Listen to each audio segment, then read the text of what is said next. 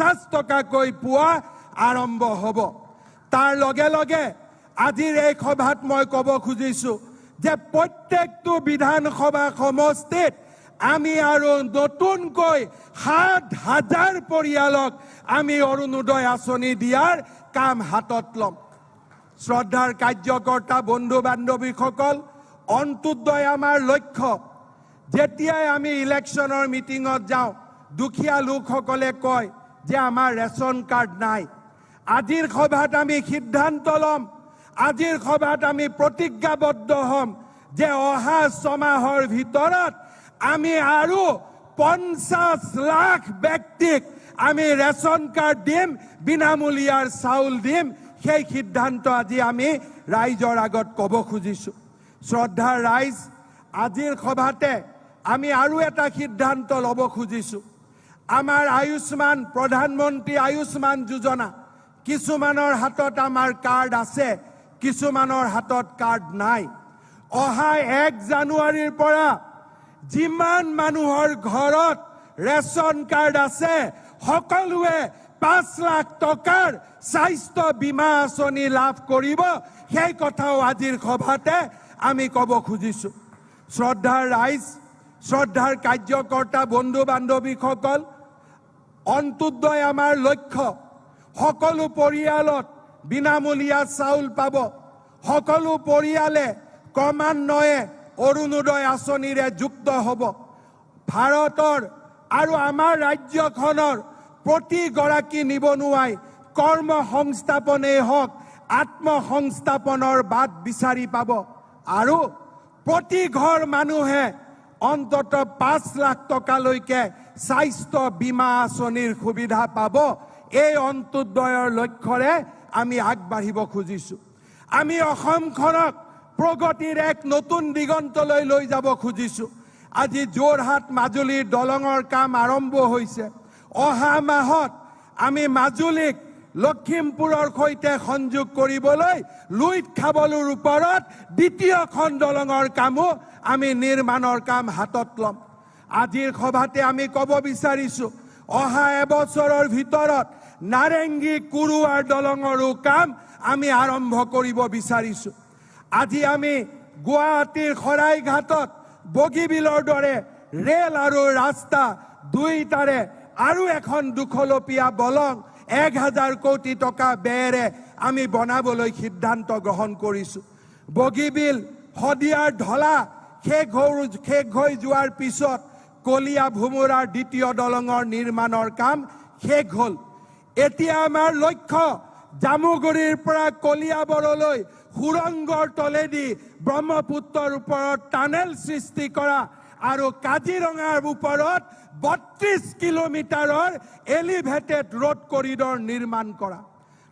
পলাশবাৰী শুৱালকুছিৰ মাজত দ্বিতীয় দলং আৰু গুৱাহাটী উত্তৰ গুৱাহাটীৰ মাজত দলঙৰ কাম নিৰ্মাণ শেষ কৰা। অসমৰ প্ৰতিখন উচ্চ মাধ্যমিক বিদ্যালয়লৈকে আমি 3 কোটি টকাকৈ আমি অনুদানেৰে অসমৰ প্ৰত্যেকখন হাইস্কুলক এখন আদৰ্শ হাইস্কুললৈ ৰূপান্তৰ কৰা। শিক্ষা, স্বাস্থ্য, দৰিদ্ৰতা দূৰীকৰণ বা নিবনুৱাৰ কৰ্ম সংস্থাপন আমি প্ৰতিটো দিশতে আগুৱাই যাব খুজিছোঁ। কাৰ্যকৰ্তা বন্ধুসকল, আপোনালোক গাঁৱত ঘূৰি গৈ ক'ব যে ৰাজ্য চৰকাৰে অসমত অহা মাহৰ পৰা মিছন বসুন্ধৰা 2 আৰম্ভ কৰিব। প্ৰত্যেকজন খিলঞ্জীয়া মাটি যি চৰকাৰী ভূমিত আছে তেওঁলোকক আমি বিনা পইচাত আমি ম্যাদী পট্টা প্ৰদান কৰিম। এই সংকল্পৰে আমি বসুন্ধৰা 2 আমি আৰম্ভ কৰিম।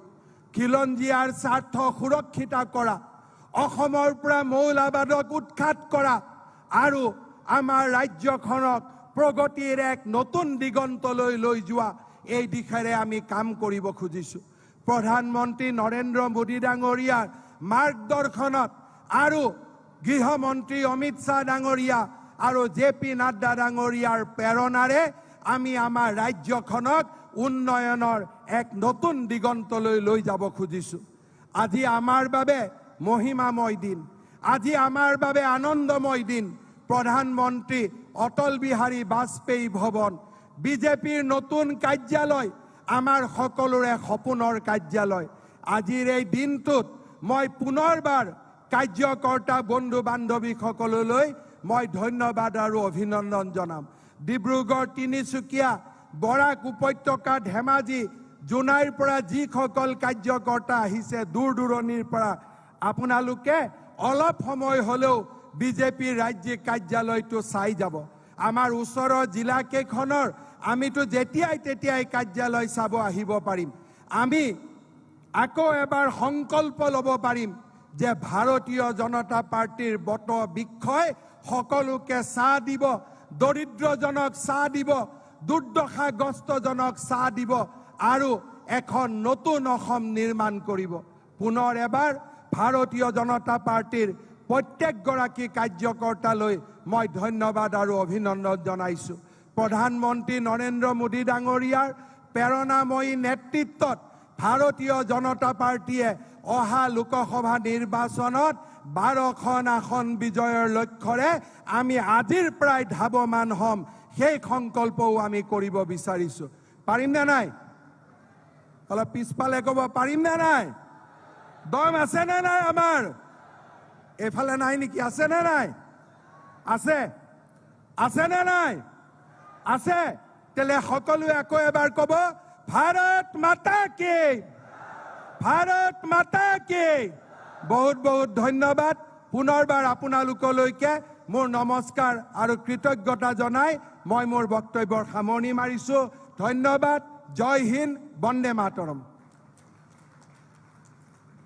আমাৰ সকলোৰে আদৰ্শ তথা প্ৰেৰণাৰ প্ৰতীক অসমৰ জনপ্ৰিয় মুখ্যমন্ত্ৰী ডক্টৰ হিমন্ত বিশ্ব শৰ্মা ডাঙৰীয়াই তেখেতৰ সাৱলীল বক্তব্যৰে আমাক সকলোকে আলপুত কৰিলে। লগতে ভৱিষ্যতে ভাৰতীয় জনতা পাৰ্টিৰ প্ৰতিগৰাকী কাৰ্যকৰ্তা কেনেকৈ আমি নতুন সংকল্পৰে ৰাজ্যখনৰ উন্নয়নৰ বাবে আমি নিজকে নিষ্ঠা সহকাৰে দায়িত্ব পালন কৰিব লাগিব, সেই সম্পৰ্কে আমাক মাৰ্গদৰ্শন কৰিলে। মাননীয় মুখ্যমন্ত্ৰী মহোদয়ক আমি অন্তৰৰ পৰা ধন্যবাদ আৰু কৃতজ্ঞতা জ্ঞাপন কৰিলোঁ আৰু তেখেতৰ বলিষ্ঠ নেতৃত্বৰে অসমখনক আগবঢ়াই লৈ যাওক তাকে ভগৱানৰ ওচৰত প্ৰাৰ্থনা জনাইলোঁ।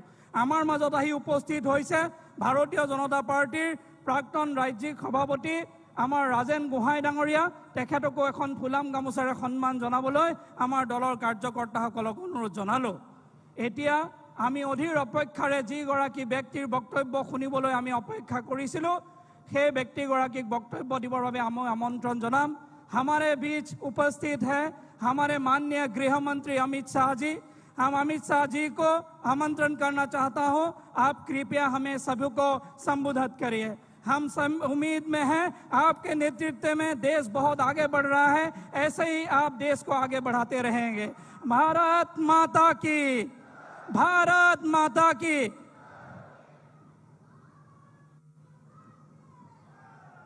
मेरे साथ बोलिए, भारत माता की। भाई आवाज ऐसी नहीं आनी चाहिए। आज आसाम के नए कार्यालय का उद्घाटन हुआ है, यहां से मोदी जी तक आवाज जानी चाहिए कि गुवाहाटी में भाजपा वाले इकट्ठा हुए हैं। सभी लोग दोनों हाथ उठाइए, पूर्वोत्तर में शांति और विकास के संकल्प की मुट्ठी बींचिए और प्रचंड आवाज से बोलिए, भारत माता की, भारत माता की, भारत माता की। मंच पर उपस्थित परम सम्माननीय भारतीय जनता पार्टी के राष्ट्रीय अध्यक्ष श्रीमान जेपी नड्डा जी, असम सरकार के लोकप्रिय मुख्यमंत्री और मेरे मित्र डॉक्टर हेमंत बिस्वा शर्मा जी,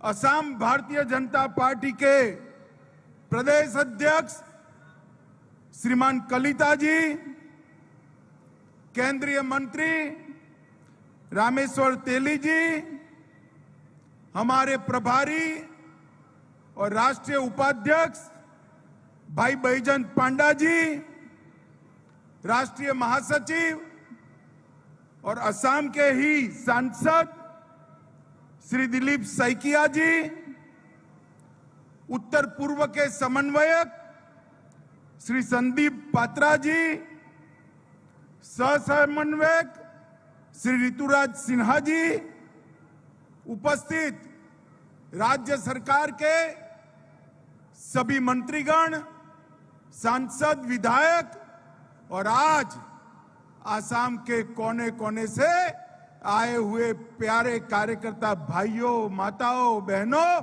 आप सभी को मेरा प्यार भरा नमस्कार। मित्रों, आज मुझे एक दिन याद आता है, इससे 1/4 पंडाल में 2014 के अंत में एक जनसभा हुई थी, जिसमें हमने आसाम के अंदर सत्ता परिवर्तन का बिगुल फूका था। मैं राष्ट्रीय अध्यक्ष था, मैं ही आया था। पंडाल इससे 1/4 था, संख्या इससे 10वें भाग की थी और वो जनसभा थी। आज देखे ईश्वर की कृपा, कामाख्या की कृपा, आज 50,000 कार्यकर्ताओं का सम्मेलन मेरे नजर के सामने दिखाई पड़ा। कोई पार्टी इतनी बड़ी जनसभा नहीं कर सकती जितना बड़ा कार्यकर्ता सम्मेलन आसाम प्रदेश भारतीय जनता पार्टी ने किया है। आसाम की पूरी टीम को, हमारे अध्यक्ष और हमारे प्रभारी अध्यक्ष कलिता जी और बैजत पांडा जी को मैं बहुत बहुत साधुवाद और अभिनंदन देना चाहता हूं। मित्रों, ये भूमि मां कामाख्या की भूमि है। शंकर देव और माधव देव ने 5 साल पहले यहां से पूरे विश्व को भक्ति का संदेश दिया। ये भूमि महान गोपीनाथ जी की भूमि है। आज अगर आसाम भारत के साथ है तो इसका संपूर्ण श्रेय लोकप्रिय गोपीनाथ जी को जाता है। संपूर्ण श्रेय लोकप्रिय गोपीनाथ जी को जाता है। ये भूमि भूपेन हजारिका की भूमि, जिसके मधुर कंठ ने पूरे उत्तर पूर्व को एक सांस्कृतिक ताने बाने से जोड़ कर रखा। भूपेंदा को जब मोदी जी ने भारत रत्न दिया, तब मोदी जी ने कहा था पूरे उत्तर पूर्व में, उत्तर पूर्व के संगीत को भूपेंदा की आवाज ने विश्व के कोने कोने तक पहुंचाने का काम किया है। आज इसी महान भूमि पर भारतीय जनता पार्टी ने 60,000 स्क्वायर फुट का एक बहुत बड़ा कार्यालय, जिस कार्यालय को देखकर मेरे जैसे कार्यकर्ता कह सकते हैं कि अध्यक्ष जी, आसाम प्रदेश के अध्यक्ष जी को कह सकता हूं, दिल्ली प्रदेश से भी अच्छा कार्यालय कलिता और हेमंत विश्व शर्मा ने यहां पर बनाया है।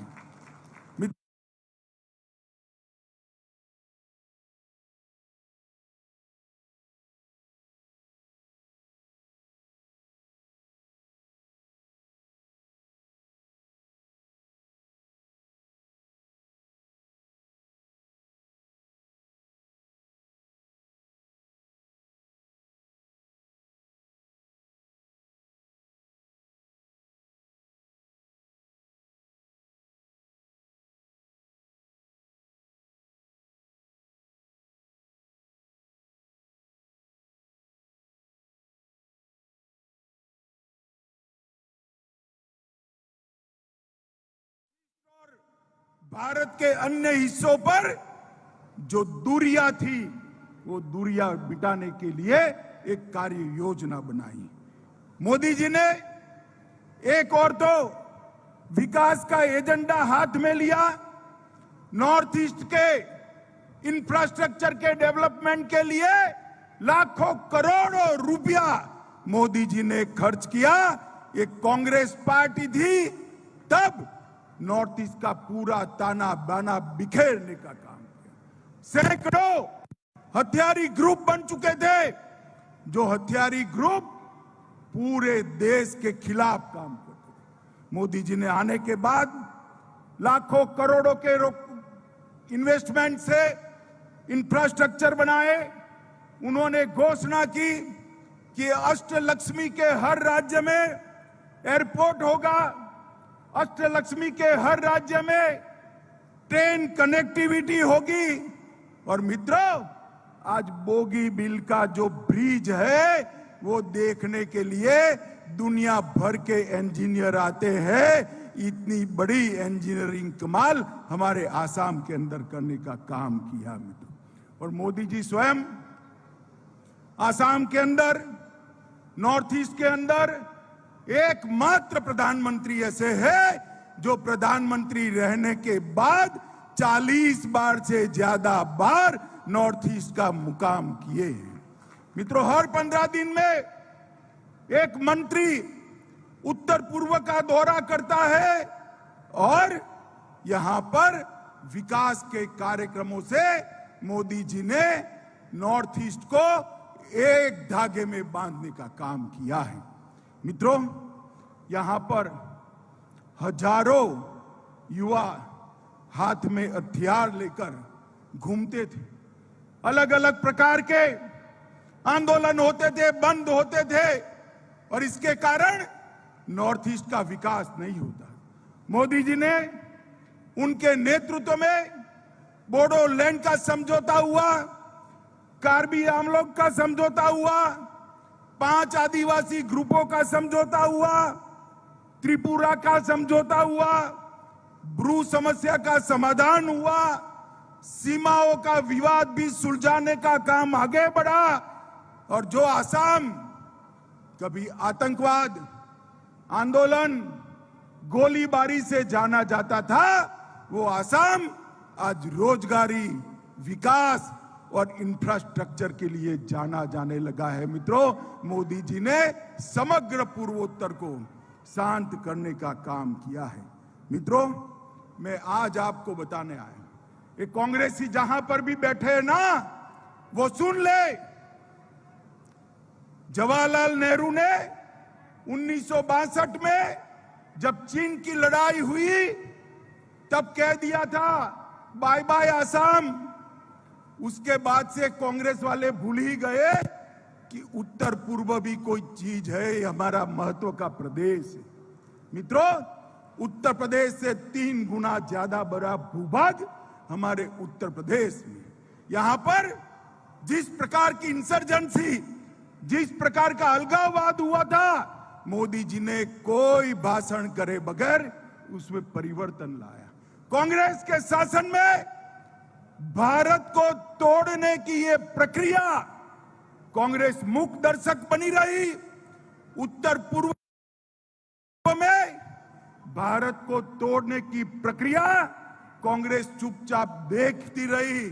मोदी जी ने आकर भारत तोड़ने की प्रक्रिया को बंद कर भारत को जोड़ने का काम किया है। मित्रों, भारत को जोड़ने का, जिन लोगों को भारत जोड़ना है उनके लिए उत्तर पूर्व में शांति और उत्तर पूर्व का विकास एक उदाहरण है कि भारत जोड़ने के लिए एक भी भाषण करे बगैर, कुछ और प्रयास करे बगैर कैसे भारत को जोड़ा जा सकता है, इसका ये उदाहरण है। मित्रों, तिरंगा यात्रा और हर घर तिरंगा में उत्तर प्रदेश की जनता, उत्तर पूर्व की जनता का हृदय से धन्यवाद करना चाहता हूं कि जिस प्रकार से तिरंगे को हर घर, हर दुकान, हर मकान आपने फहराया है, पूरा राष्ट्र आपको सलाम कर कर आपकी देशभक्ति का स्वागत करता है। जिस उत्तर पूर्व को भारत तोड़ने का एक अभियान बनाया था, आज मोदी जी ने अपने विकास और शांति के अभिगम से उत्तर प्रदेश को भारत जोड़ो का अभियान बना दिया है। मित्रों, ये मोदी जी की बहुत बड़ी उपलब्धि है। जब भी उत्तर प्रदेश, उत्तर पूर्व का इतिहास लिखा जाएगा, मोदी जी का नाम, भारतीय जनता पार्टी का नाम सुवर्ण अक्षरों से लिखने के लिए इतिहासकार मजबूर हो जाएंगे। मित्रों, अब सपा हमारे सेना और सुरक्षा दलों के प्रोटेक्शन के लिए बना था। राहुल बाबा ने घोषणा कर दी, हम सत्ता में आएंगे तो अब सपा को हटाएंगे। उस वक्त मैं भी राष्ट्रीय अध्यक्ष था। मुझे पत्रकार पूछते थे, अब सपा के बारे में आपका स्टैंड क्या है? मैंने बोला, भारतीय जनता पार्टी का स्टैंड है कि सुरक्षा बलों और सेना को मजबूती देना। वो देश के लिए देश की सीमाओं की सुरक्षा करते हैं, परंतु हम मानते हैं कि देश की आंतरिक सलामती को इतना सुदृढ़ करना कि अब सपा की जरूरत ही नहीं पड़े। आज 80% नॉर्थ ईस्ट से अब सपा को मोदी जी के नेतृत्व में उठा लिया गया है। यही बताता है कि कितनी बड़ी क्रांति यहां पर हुई है। मित्रों, देश के चुनिंदा राज्यों की पुलिस को ही अपने परफॉर्मेंस और भारत निष्ठा के आधार पर राष्ट्रपति का कलर मिलता है। राष्ट्रपति का प्रतीक देश की चुनिंदा पुलिस के पास है। और मैं आज आसाम के मुख्यमंत्री जी को बधाई देना चाहता हूं कि आज आसाम की पुलिस के पास भी प्रेसिडेंट कलर सम्मान के साथ उसको देने का काम हुआ है। गैंडों की सुरक्षा, यहां जो घुसपैठिए थे, गैंडों का शिकार करते थे, काजीरंगा के जंगल को अपना अड्डा बनाकर बैठे थे। भाजपा की आसाम सरकार ने न केवल काजीरंगा के जंगल को घुसपैठियों से मुक्त किया, जहां जहां सरकारी जमीन पर एंक्रोचमेंट था उसको उखाड़ कर फेंकने का काम आसाम सरकार ने किया है। और आज गैंडा मुक्त होकर, अभय होकर आसाम के जंगलों में विचर रहा है। गौ तस्करी का एक बहुत बड़ा रास्ता बोडोलैंड से होकर जाता था। आज मैं कह सकता हूं, देश के गृह मंत्री के नाते आसाम की भूमि पर से एक भी ट्रक गौ माता को लेकर देश के बाहर नहीं जा सकती है। सुपारी की तस्करी और हथियारों की तस्करी भी बड़ी मात्रा में होती थी। आज आसाम को हथियार की तस्करी से, सुपारी की तस्करी से हेमंत बिस्वा शर्मा ने पूर्णतया मुक्त कराने का काम किया है। माताओं, भाइयों, बहनों, विधानसभा चुनाव में मैं घोषणा पत्र घोषित करने आया था। मैंने कहा था, आतंकवाद मुक्त, हड़ताल मुक्त आसाम हम बना चुके हैं। एक 5 साल दीजिए तो हम आसाम को बाढ़ मुक्त बनाने का काम करेंगे। आसाम में बाढ़ नहीं आएगी। कल एनईसी के चेयरमैन के नाते मैंने यहां मुख्यमंत्री जी और अधिकारियों की एक बैठक करी। हेमंत जी ने और आसाम सरकार ने एक महत्वाकांक्षी योजना तैयार की है। वो योजना के अंदर 5 साल के अंदर ही आसाम में बाढ़ ये भूतकाल बन जाएगा, कभी बाढ़ आ नहीं पाएगी। मोदी सरकार आसाम को बाढ़ मुक्त कराने के लिए कृत संकल्प है। पहली बार आसाम में धान की खरीदी हुई, लाखों करोड़ों रुपए के धान को खरीदा गया। उद्योगों के बढ़ावे के लिए मैं आने के पहले ही ईओडीबी पोर्टल देख रहा था। जितनी भी एप्लीकेशन आई है, हेमंत भाई आपको बधाई देना चाहता हूं, जितनी भी एप्लीकेशन आई है उसमें से 99% एप्लीकेशन का निपटारा करने का काम हो गया है। और मित्रों, यही बताता है कि अब आसाम में औद्योगिक क्रांति होने वाली है। मित्रों, पश्चिम आसाम में जोगीदोपा में मल्टी मॉडल लॉजिस्टिक पार्क बनाएगा। ऊपरी आसाम में गोलाघाट में आगर ट्रेड सेंटर बनाएगा। निचले आसाम में चाय गांव में चाय पार्क और बांस की पार्क बनाया गया। गुवाहाटी में एयर कार्गो का इंफ्रास्ट्रक्चर, इसकी स्थापना भी दी गई। मित्रों, अनेक प्रकार के यहाँ पर प्रकल्प हुए हैं, मगर एक अंतिम बात मैं कहना चाहता हूँ। आसाम के अंदर हर जिले में मेडिकल कॉलेज की स्थापना हम फिर से वोट लेने आएंगे, इसके पहले हम कर देंगे, जिससे पूरे आसाम के अंदर किसी को भी बाहर जाने की जरूरत नहीं पड़ेगी। अब तक 5 साल में 24 मेडिकल कॉलेज आसाम के अंदर समाप्त हो जाएंगे और बाकी की प्रक्रिया शुरू कर दी जाएगी। माताओं, भाइयों, बहनों, आप सभी के परिश्रम से आज आसाम के अंदर पंचायत से लेकर पार्लियामेंट तक भारतीय जनता पार्टी को विजय प्राप्त हुई है। अगर ये विजय का असली कोई हकदार है, ये विजय का यश किसी को मिलना चाहिए, तो मेरे सामने बैठे 50,000 से ज्यादा कार्यकर्ता भाइयों बहनों को ये यश का अधिकार है। नड्डा जी के नेतृत्व में पार्टी दिन दूनी रात चौगुनी बढ़ रही है। मोदी जी के नेतृत्व में भारत को पूरी दुनिया स्वीकार कर रही है।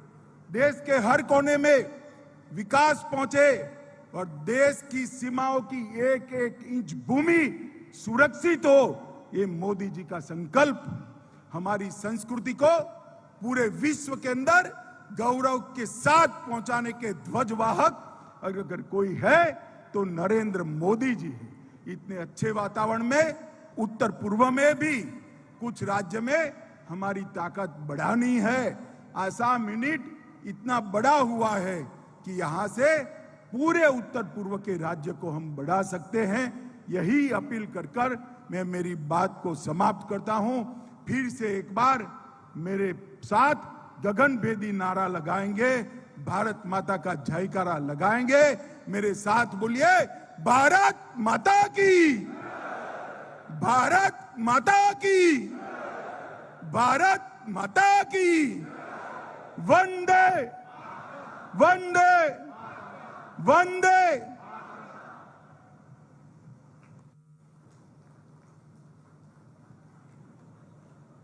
মাননীয় গৃহমন্ত্ৰী অমিত শ্বাহ ডাঙৰীয়াই তেখেতৰ সাৱলীল বক্তব্যৰে যি প্ৰেৰণাদায়ক বক্তব্য আগবঢ়ালে তাৰ বাবে তেখেতক আমি ধন্যবাদ আৰু কৃতজ্ঞতা জ্ঞাপন কৰিছোঁ।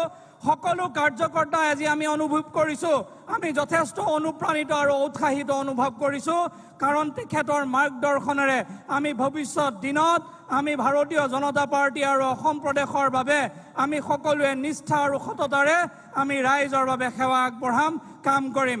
আমি ভাৰতীয় জনতা পাৰ্টিক নেতৃত্ব দিয়া আমাৰ প্ৰাক্তন ৰাষ্ট্ৰীয় অধ্যক্ষ আৰু গৃহমন্ত্ৰী অমিত শ্বাহ ডাঙৰীয়াক ধন্যবাদ আৰু কৃতজ্ঞতা জ্ঞাপন কৰিলোঁ।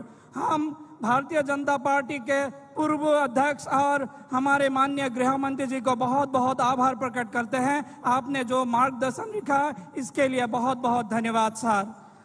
अब हम बुलाना चाहते हैं विश्व के सबसे बड़े पार्टी के अध्यक्ष हमारे मार्गदर्शक जगत प्रसाद नड्डा जी को। हम सभी को मार्गदर्शन संबोधन करने के लिए हम सभी को खड़े होके उनको आदर सम्मान करने के लिए मैं अनुरोध करता हूं। जेपी नड्डा डांगरिया जिंदाबाद, भारत माता की। सभी लोग मेरे साथ बोलेंगे, भारत माता की, भारत माता की, भारत माता की।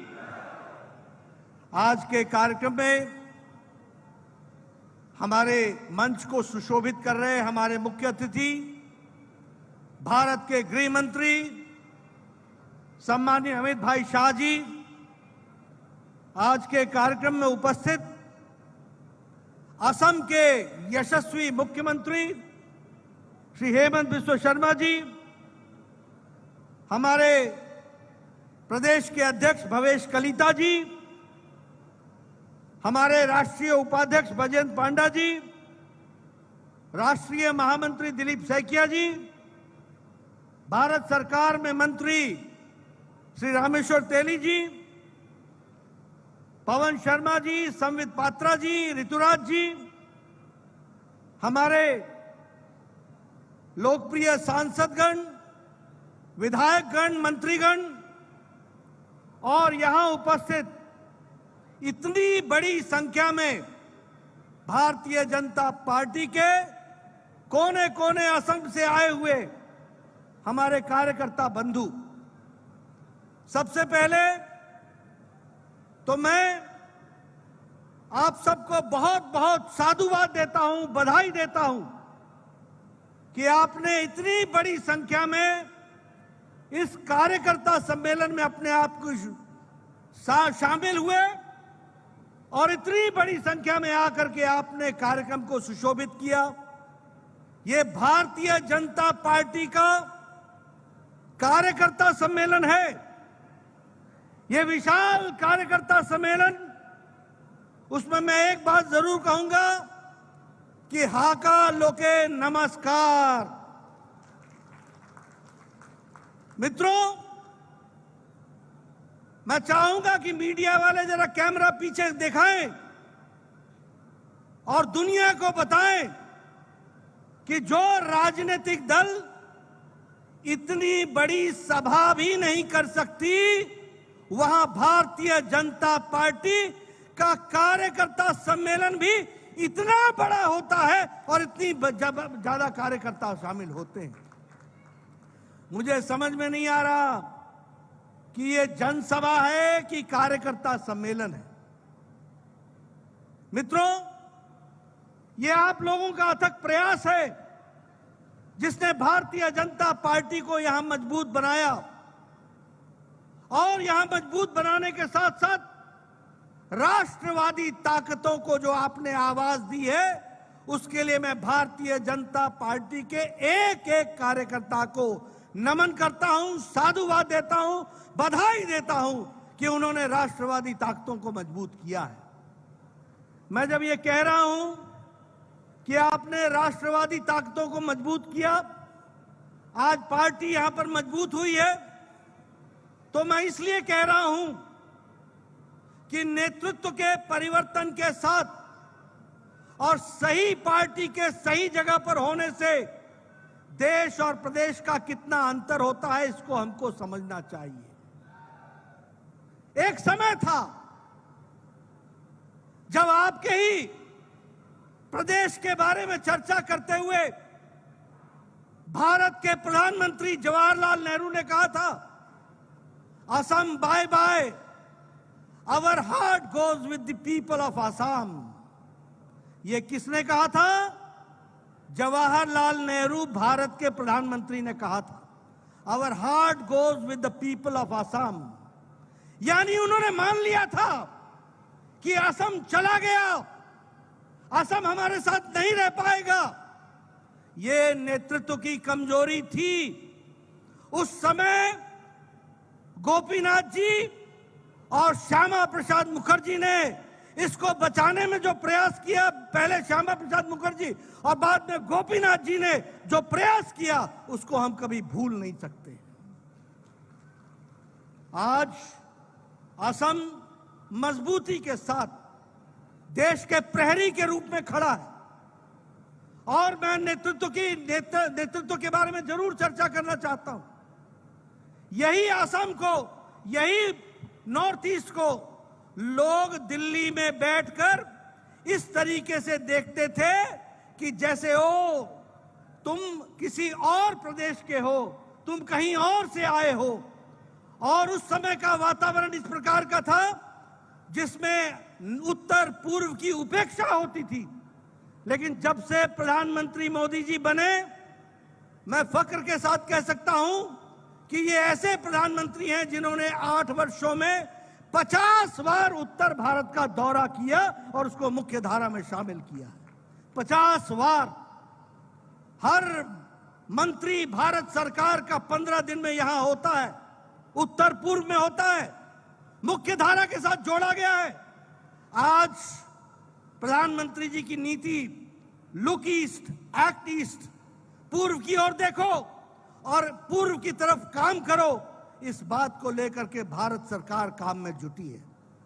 और मुझे खुशी है कि हेमंत बिस्वा शर्मा ने, पहले सर्बानंद सोनोवाल जी ने और बाद में हेमंत बिस्वा शर्मा जी ने असम को, और नहीं सिर्फ असम को बल्कि पूरे उत्तर भारत को जो भारत सरकार ने मदद की उसको अक्षरशः धरती पर उतारने में कोई कसर नहीं छोड़ी है। इसके लिए भी मैं बधाई देना चाहता हूं। आपने जिस तरीके से कार्यक्रमों को लागू किया है और नीचे तक कार्यकर्ताओं के माध्यम से जो प्रदेश को मजबूती प्रदान की है, उसके लिए मैं आपको बधाई देता हूं। मित्रों, आज असम की तस्वीर बदली हुई तस्वीर है। उत्तर पूर्व की तस्वीर बदली हुई तस्वीर है। आदरणीय गृह मंत्री जी ने आपके सामने बड़े विस्तृत रूप में उसको रखा है। मैं उसमें ज्यादा जोड़ना नहीं चाहता हूं, लेकिन हां, अगर त्रिपुरा का समझौता हुआ, अगर ब्रू रियांग का समझौता हुआ, अगर बोडोलैंड का समझौता हुआ, और ये सारे समझौतों में सांस्कृतिक विरासत, भाषा, सबको समा करके और सबको समायोजन करके शांति प्रिय ढंग से अगर किसी ने किया है तो वो मोदी जी के नेतृत्व ने किया है, और धरती पर उसको उतारा है तो अमित भाई शाह ने उतारा है। इस कारण से आज शांति आई है। मुझे याद है, मणिपुर जाओ तो बंद, असम आओ तो कर्फ्यू, कहीं जाओ तो बम का गोला, कहीं जाओ तो इंसर्जेंसी, कहीं जाओ तो आत्मघाती दस्ते, कहीं जाओ तो हमारे आतंकवादियों का प्रचंड राज। ऐसे में उत्तर पूर्व में शांति लाने का काम अगर किया गया तो वो दूरदृष्टि रखते हुए प्रधानमंत्री मोदी जी की नीतियां रहीं, और धरती पर उसको इंप्लीमेंट करने के लिए हर संगठन के लोगों के साथ बातचीत करते हुए आज शांति यहां पर विराजमान है। आज विकास की नई कहानी लिखी जा रही है। स्वास्थ्य के क्षेत्र में, शिक्षा के क्षेत्र में, इंफ्रास्ट्रक्चर के क्षेत्र में, रेल के क्षेत्र में, एयरपोर्ट्स के क्षेत्र में, कनेक्टिविटी के क्षेत्र में, हर क्षेत्र में आज असम तरक्की कर रहा है, और असम के साथ साथ उत्तर पूर्व भी तरक्की कर रहा है। कभी सोचा था कि all India institute of medical science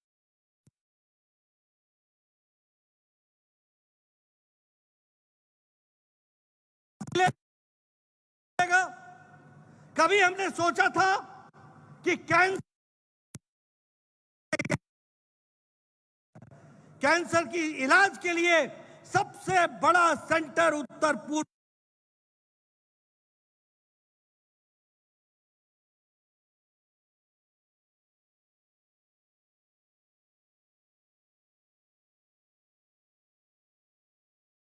जो है वो त्रिपुरा के साथ जुड़ गया।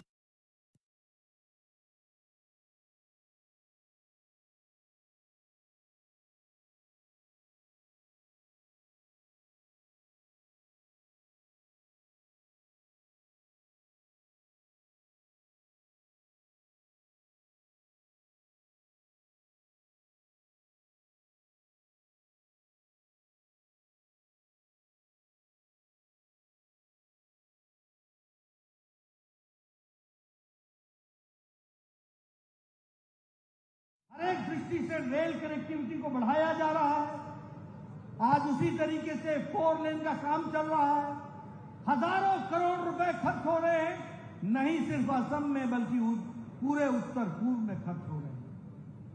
अगर मैं चाय की बागान की बात करूं तो मैं गया था पिछले चुनाव से पहले, क्या बुरी हालत थी वहां पर हमारे चाय बागान में काम करने वाले लोगों की। और मुझे याद है उस समय हेमंत बिस्वा शर्मा स्वास्थ्य मंत्री होते थे।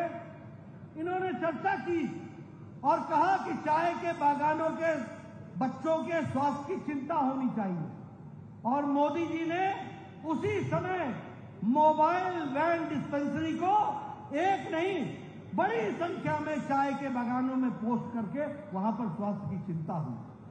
आज वहां मॉडल स्कूल बनाए जा रहे हैं, उनकी चिंता की जा रही है। कल बहुत गहराई के साथ गृह मंत्री जी के साथ वहां के विकास के लिए क्या योजना बन सकती है, उसकी चिंता की गई है। बाढ़ मुक्त असम खड़ा हो, इसको एक प्रण के रूप में हमारे गृह मंत्री जी ने लिया है और मैं विश्वास के साथ कहता हूं कि आने वाले समय में असम बाढ़ मुक्त हो जाएगा, उसके लिए हम काम कर रहे हैं। मित्रों, आपका मैं ज्यादा समय नहीं लेना चाहता। हमारे योजनाओं के बारे में बहुत गहराई से हमारे हेमंत बिश्व शर्मा ने आपको बताया है। गृह मंत्री जी ने आपको भारत की सुरक्षा के बारे में आपके सामने सारी बातें रखी हैं। मैं एक ही बात बोलना चाहता हूं कि एक समय ऐसा आया था जब असम का अस्तित्व खतरे में पड़ गया था। उस समय अमित भाई शाह और हम खुद यहां पर ये नारा लगाते आए थे कि दिल्ली हो या गुवाहाटी, अपना देश अपनी माटी। मुझे याद है कि उस समय हितेश्वर साइकिया के पुलिस ने हम लोगों की पीठ लाल कर दी थी। हम भारत माता की जय बोल रहे थे और वहां पर विघटनकारी ताकतें यहां पर दंदना रही थी। उस समय हम लड़ने आए थे और आज आप कार्यकर्ताओं के कारण यहां कमल खिला है। मोदी जी प्रधानमंत्री के रूप में कार्य कर रहे हैं, गृह मंत्री जी के रूप में अमित शाह जी काम कर रहे हैं और विकास की एक नई बहार आई है। असम और उत्तर पूर्व मुख्य धारा में शामिल हो गया है। इसको गांव-गांव तक इस बात को प्रचारित भी करना है, लोगों को बताना भी है और मजबूत आसाम की नींव को आगे बढ़ाना है, उसको खड़ा करना है। मित्रों, मैं आपका ज्यादा समय न लेता हुआ कार्यकर्ताओं को फिर से मैं बधाई देना चाहता हूं। मैं ये कह सकता हूं कि ये कार्यकर्ता सम्मेलन जो एक जनसभा में परिवर्तित हो गया है, इतनी बड़ी संख्या। आज मित्रों, कोई भी पार्टी भारतीय जनता पार्टी से लड़ने के लिए जितना सामर्थ्य चाहिए, न विचार है, न मन है, न ताकत है। आज भारतीय जनता पार्टी अकेली पार्टी है जो विचारों से लैस है, कार्यकर्ताओं की ताकत के आधार पर है, जनता का समर्थन है, मोदी जी जैसा नेतृत्व है और देश में आपके साथ काम करने के लिए लोगों का वातावरण है। इसको हमको संभाल करके आगे बढ़ाना है। और मैं इसलिए कह रहा हूं मित्रों, आप देखिए, अभी हमारे गृह मंत्री जी जम्मू कश्मीर गए थे। हम जम्मू कश्मीर में किससे लड़ रहे हैं? पीडीपी, नेशनल कॉन्फ्रेंस, दोनों ही परिवार की पार्टियां हैं। हम पंजाब में किससे लड़ रहे हैं? शिरोमणि अकाली दल, जो पार्टी परिवार की पार्टी है। अगर हम हरियाणा में आए तो चौटाला भाई परिवार की पार्टी है। अगर हम उससे नीचे आ जाएं तो उत्तर प्रदेश, इतना बड़ा प्रदेश, इंडियन नेशनल कांग्रेस ने भी चुनाव लड़ा। 380 सीटों में 370 सीट में जमानत जब्त हो गई, वहां भी हम लड़ रहे हैं। तो समाजवादी पार्टी एक परिवार की पार्टी से लड़ रही है। अगर हम बिहार में जाएं तो आरजेडी परिवार की पार्टी है। अगर हम वेस्ट बंगाल में जाएं तो पीसी भाईपो, ममता और अभिषेक परिवार की पार्टी है। अगर हम झारखंड में जाएं तो परिवार की पार्टी है। अगर हम उड़ीसा में जाएं तो बीजू की पार्टी है। अगर हम नीचे जाएं असम में, अपने आंध्र प्रदेश में, तो वाईएसआर की परिवार की जगन मोहन की रेड्डी की पार्टी है। तेलंगाना, वह भी केसीआर की परिवार की पार्टी है। तमिलनाडु जाएं तो स्टालिन डीएमके परिवार की पार्टी है। मित्रों, हमारी लड़ाई आज किसी विचार वाली पार्टी के साथ नहीं रह गया। एक तरफ हमारे से लड़ने वाले वंशवाद के समर्थक, परिवारवाद के समर्थक, विचारों से गौण, और एक तरफ राष्ट्रीय पार्टी भारतीय जनता पार्टी विचारों से युक्त और देश के लिए काम करने के लिए तैयार ऐसी पार्टी है। और इस पार्टी को मजबूती देते हुए देश को मजबूत करने का काम हम सबका है और असम को मजबूत रखने का काम, विकास की एक नई छलांग लगाने का काम अगर है तो वो हम सबका है और आप सबके कंधों पर वो जिम्मेवारी है।